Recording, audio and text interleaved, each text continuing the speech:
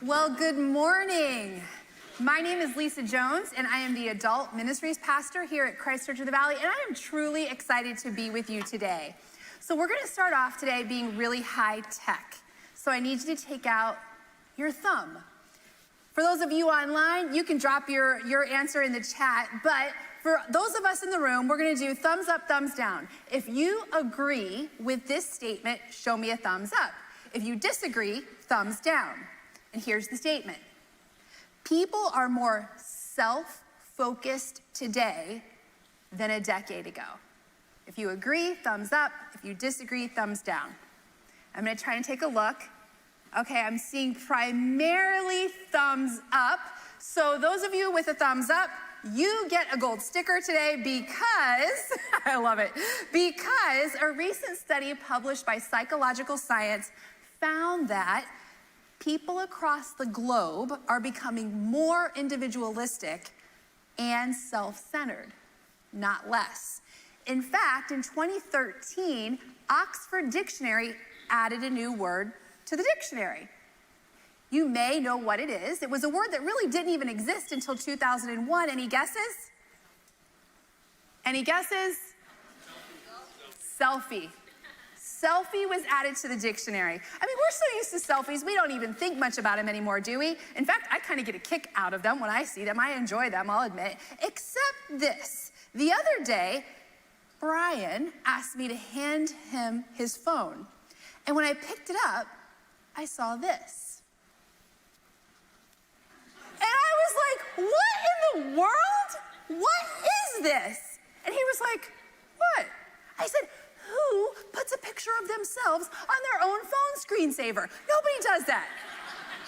And he was like, I like the pig. It's cute. And I want a farm. Okay. In all fairness, he was heavily medicated when he did this. Because on April 18th, the day after Easter, he had pretty serious surgery. He had SI joint fusion. And so, yes, I've been Nurse Jones for the last 2 weeks. I'm ready to have him back here, and I'm sure you are too. And just so you know, he's doing really well now, and he is looking forward to being with you next week, and he misses you all. But now what I want you to do is I want you to imagine with me for a moment that after church today, you're leaving, and you go and get on 422. And just after you get onto 422, you hear a noise coming from the back of your car, and you're like, oh, that's not good. And you realize you need to pull over, and you're like, oh no, I have a flat. You get out, you look, and you have more than just a flat tire. Your tire's blown to smithereens, and you've never changed a tire, so you call your emergency roadside service, and no one answers. And you're like, great, so much for 24-hour service. So you start rummaging through the back of your trunk, looking for the things that you've never used, and a nice, wonderful man pulls over, and he's on his way to work at the auto repair shop. And you're like, yes, thank you. Because he says, would you like a hand with your tire? And you're like, oh, thank you, yes, I would. Well, he tells you that the reason he pulled over is because he's a Christian and that he knows he's supposed to serve like Jesus. You're like, what? And so then you hit it off over your common shared faith, and as he's working on your tire and putting the spare on, you see that he's sweating a lot. So you go back to the front of your car to get him some water. And as you're getting the water, you see that he stands up, takes out his phone, and does this. And then as you hand him the bottle of water, he shows you his phone. And you see that he has already posted to Facebook and Instagram and Twitter, hashtag, if Jesus died for me, who am I not to stop and help change a tire or change a flat? Hashtag missionary. Now, if you saw that, would you realize that he just used your unfortunate circumstance of your flat tire to humble brag on social media? What would you think?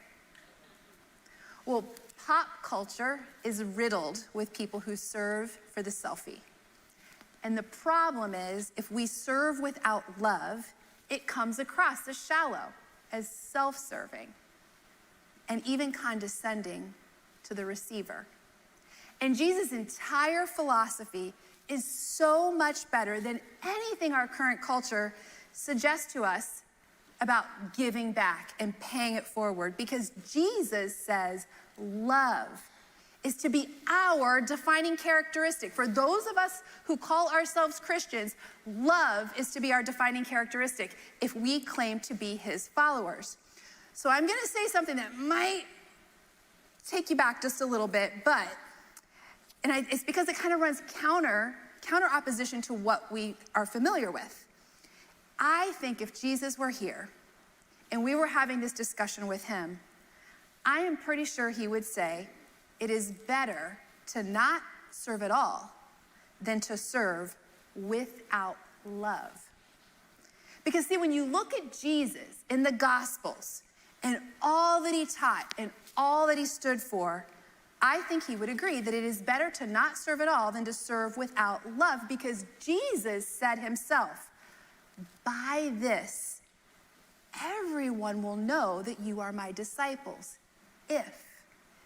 if you love one another.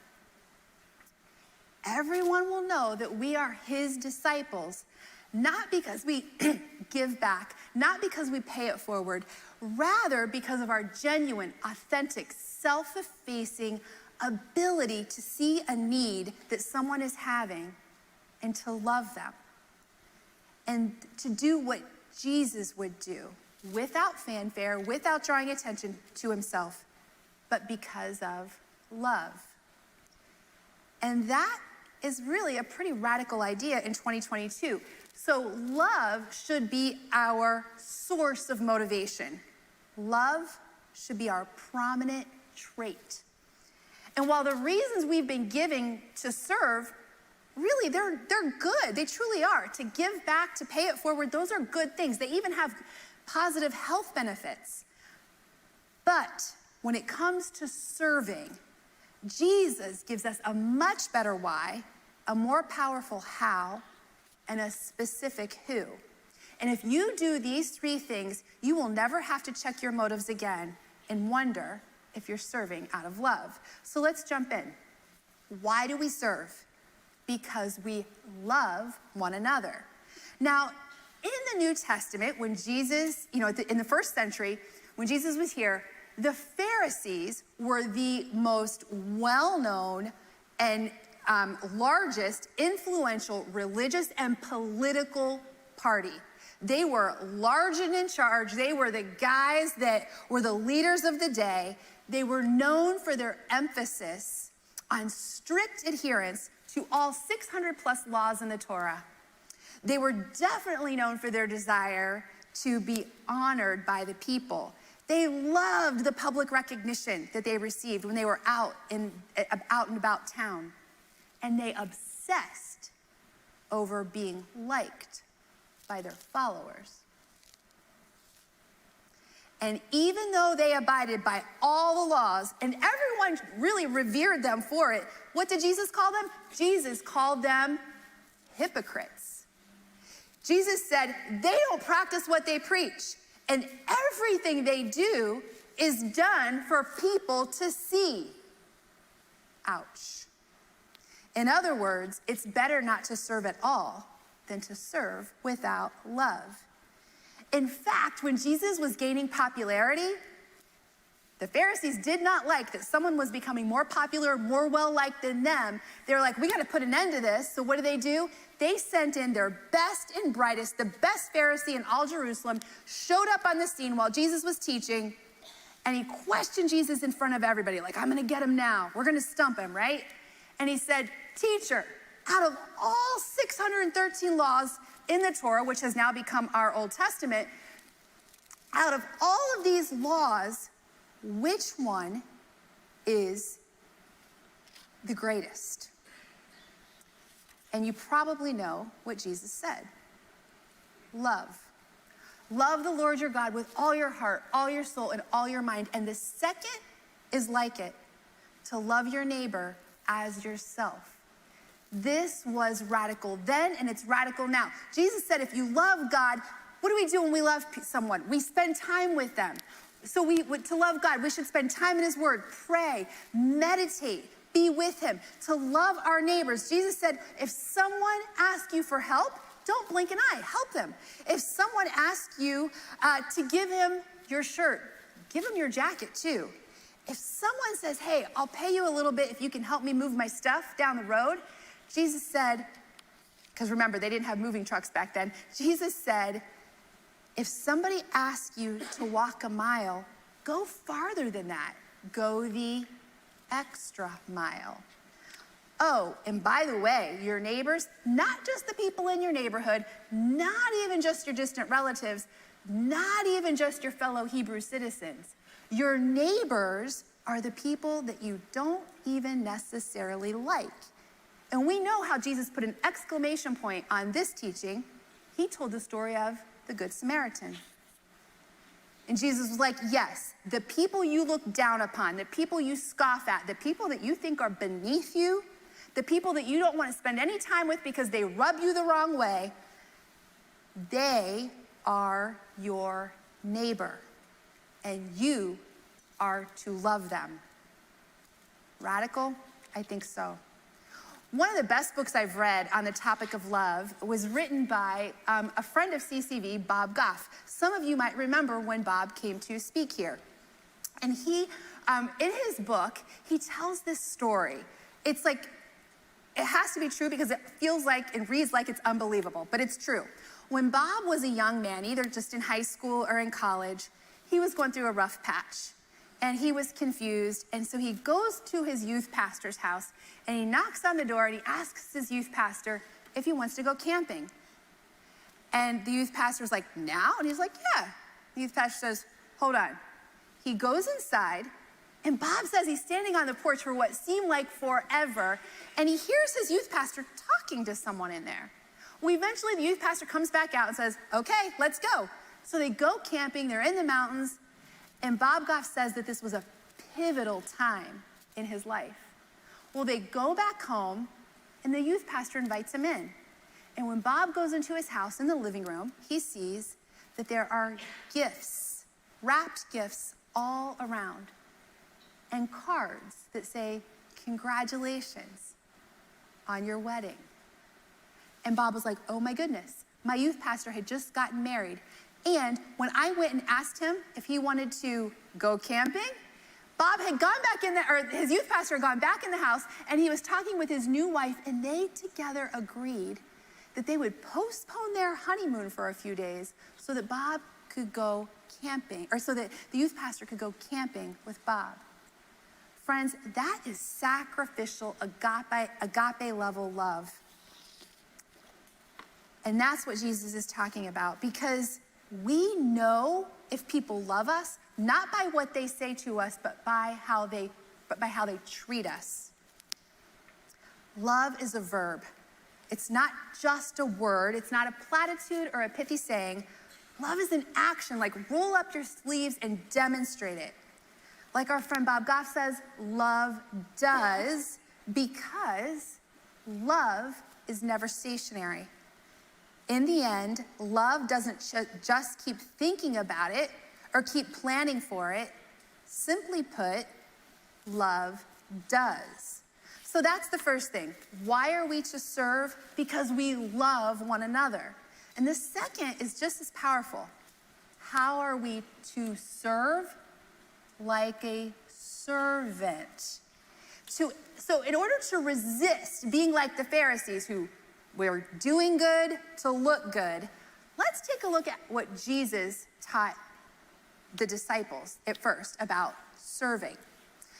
In Matthew chapter 20, we read that Jesus and his disciples, they're on their way to Jerusalem. And Jesus pulls the disciples over and he's like, guys, everything I've been telling you, this is it. This is happening. We are going into Jerusalem, and I am going to be mocked. People are going to rip apart the ministry that we have had for the last 3 years. They are going to call me names. They are going to beat me. They are going to flog me. And yes, they're going to kill me, and it's going to be by crucifixion. And everyone at that time knew that crucifixion was the worst way to die, Because in Jewish culture, crucifixion was shameful.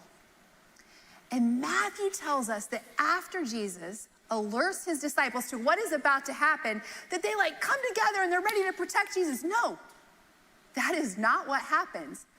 They come together and they're like, we want to be next in line. They're lining up and fighting over who's going to be in charge. In fact, James and John, two of the disciples that are brothers, and they were two of the earliest disciples, they felt they should be the number one and number two guy. And so they start to strategize about the best way to get Jesus to put them in the positions that they thought they deserved. And they realized they needed some help. So they get together, they come up with a plan, and they decide they need someone to lobby on their behalf. So what do? They send in their mom. I can just imagine how this went among James and John. She's the one who makes some good meals. She never falls asleep while he's teaching. Jesus loves her. Let's send her in. Parents, you know what this is like, right? Your kid wants to do something, so they get you to call or text their friend's mom so that you can convince the other mom that everything is going to be okay if she lets her child go with you or with your child to do something that they want to do. The kids are smart. They get you to do it. They get you to do the asking like James and John. They band together and get mom to do the heavy lifting. And I remember a time I did something similar. I was in high school and I was having a busy week. I had volleyball after school and I had a part-time job, and then I would also have the musical rehearsal practice. I hadn't yet learned to manage my time very well. So first thing that morning, that school morning, I was in study hall and I realized study hall isn't enough time. I am not ready for my chemistry test. I am going to fail. There is no way I can take that test this afternoon. So I did the only thing a Christian girl could do. I went to the office and I asked to use the telephone. And some of you are like, why would you do that? Because we didn't have cell phones. We actually had to ask permission to use the phone. So I go to the school office, I get permission to use the phone, and who do you think I call? My mom. I call my mom. I tell my mom, Mom, I'm not ready for this chemistry test. I am going to fail. Can you please, please, please get me in to see the dentist, the doctor, the eye doctor? I don't care. Just get me out of here. I can't take this test. And my mom, long before helicopter moms were known, we knew about helicopter moms or snowplow parents, my mom felt bad for me. She didn't want me to fail my chemistry test. So she rescued me. And by 1:15, I was sitting in the dentist chair, chemistry test averted for another day. But I ended up having a cavity, so I guess you could say that I had it coming to me. Back to the disciples, though. Sure enough, the mother of James and John, she goes to bat for her boys, and she asks Jesus if they can sit on his right and his left in the kingdom of heaven. And Jesus says to her, you don't know what you're asking. And then he turns to James and John and he says, can you drink the cup that I'm going to drink?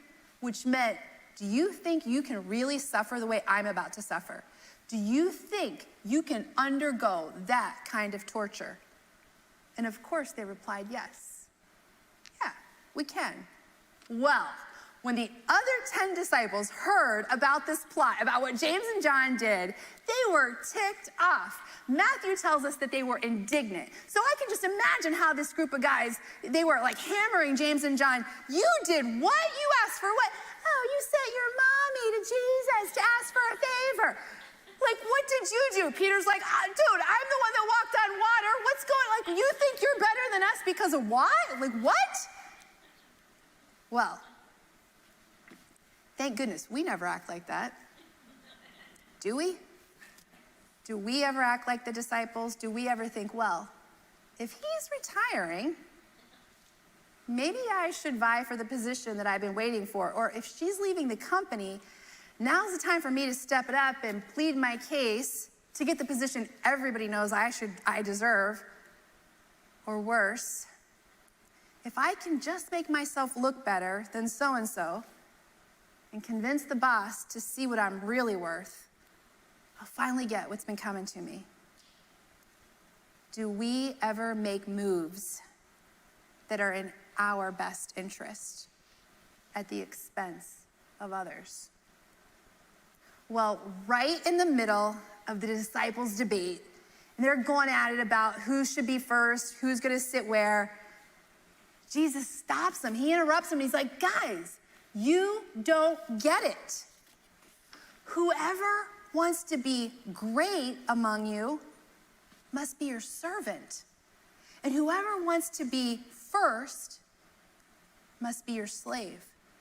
Just as the Son of Man did not come to be served, but to serve. You probably could have heard a pin drop. If you want to be great, you need to be the greatest at serving.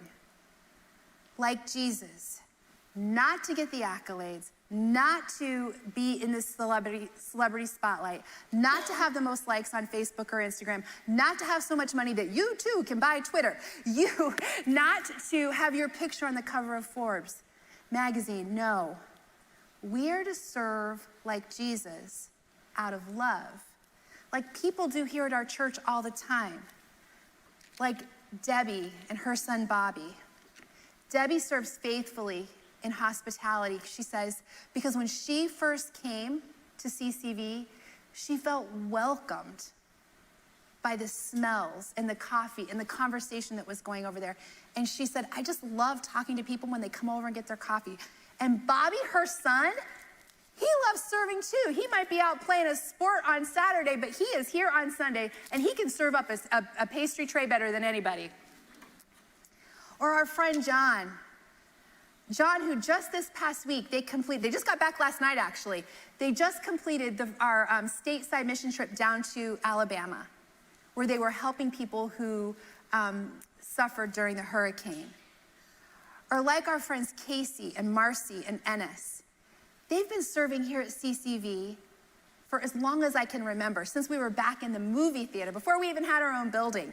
This week I texted Casey and Marcy and I asked them why they serve. And they both said the same thing, because they love it. They love serving, they love you, they love the people. And then Clint, you probably saw him when you were coming in this morning. He's a greeter. He will greet you with a smile. And he told me he does it, he said, I just love talking to people. He loves you. And what you might not know about Clint is he comes back on Sunday nights and loves our kids. He loves our high schoolers by serving as a relational leader. Or like Christy. Christy serves at the local food pantry. Despite being a busy mom of 3 kiddos, she's also currently battling cancer. And she serves out of love. So why do we serve? Because we love one another. How are we to serve? Like a servant. And who are we to serve? The least of these. I want to share a passage of scripture with you that has had an incredible impact on me. And I think it's one of the most powerful passages in the Bible, words of Jesus, because he leaves no ambiguity about what we are to do in regard to how we are to do love through service. Follow along with me in your Bible, on the app, or on the screen. In Matthew 25, Jesus says, when the Son of Man comes in his glory and all the angels with him, he will sit on his glorious throne. All the nations will be gathered before him, and he will separate the people one from another, as a shepherd separates the sheep from the goats. He will put the sheep on his right and the goats on his left. And then the king will say to those on his right, come, you who are blessed by my Father, take your inheritance, the kingdom that was prepared for you since the creation of the world. For I was hungry, and you gave me something to eat. I was thirsty, and you gave me something to drink. I was a stranger, and you invited me in. I needed clothes, and you clothed me. I was sick, and you looked after me. I was in prison, and you came to visit me. And then the righteous will answer him, Lord, when did we see you hungry and feed you, or thirsty and give you something to drink? When did we see you a stranger and invite you in, or needing clothes and clothe you? When did we see you sick or in prison and go to visit you? The king will reply, truly I tell you, whatever you did for one of the least of these brothers and sisters of mine, you did for me. Boom. It's pretty clear, isn't it? Our mission here at CCV is based off of the Great Commission of Jesus. And you hear us say it all the time. So say this with me. Our mission as a church is to make more and better disciples. And how did Jesus say that people would know that we are his disciples? By our love. Love is an action. Love does something. And that is why I'm so excited that we are bringing back Serve Fest on May 15th. Because it is a time that we go out into our community for a whole week and we love people through serving. Our goal in having Serve Fest is to give every single person at CCV an opportunity to serve the least of these right here in our community. And we are partnering with some incredible organizations. They are the experts in their area. They have the processes and the procedures already mapped out for us, and we are partnering with them. And here's the other thing I want you to know. We take this seriously. We didn't just randomly pick organizations and say, oh, where are we gonna go serve? We looked at Matthew 25. So we picked organizations that feed the hungry, like Operation 143. I bet everybody can do that, to bring in some food off of the list of things that they're able to take, to provide food for children who are hungry and who are under-resourced. Project Purpose, organizations that provide clothes, like In Ian's Boots and Cradles to Crayons. Organizations that help the sick, like the American Red Cross. Again, a blood shortage. They need blood. Helping the sick, like the Genesis Center or A Baby's Breath. Those organizations help women who are facing an unplanned pregnancy, and they have no support medically, emotionally oftentimes, or even financially. Organizations that visit the prisoner, like Liberty Ministries. Because of COVID, they're very limited on who can go into the prison, but they're still getting in. So we are going to partner with them to make toiletry kits that are going to go into the prisons. And in those toiletry kits, there's going to be like a pamphlet and scripture. And you're going to have an opportunity to write a note to a prisoner so that they know they are loved. Organizations that invite in the stranger. Good Samaritan is a homeless shelter in our area that provides basic necessities to men, housing. And some of these men, they've previously been incarcerated. Many of them battle drug addictions, or they suffer mental health disorders. And Good Samaritan helps them get their life back together. Organizations like Fostering Hope, who assist children and families in the foster care system. Imagine with me being a kid, being a child, and being taken from your home, the only people you've ever known, regardless of how bad it is, but being taken and showing up at the door of your new foster care family as a stranger. And there's no limit to the people who can participate in the Serve Fest 5K walk and run. And the proceeds are going to go, from the 5K, are going to go to these organizations that we've just talked about, as well as the people in the war-torn country of Ukraine who need food and medical supplies and now a place to live. So what we're asking you to do is to put aside your fears, your trepidations, and say, I am going to be a servant. I am going to love like Jesus. I'm going to love the least of these right here in our community as if they are Jesus himself. I am going to do something.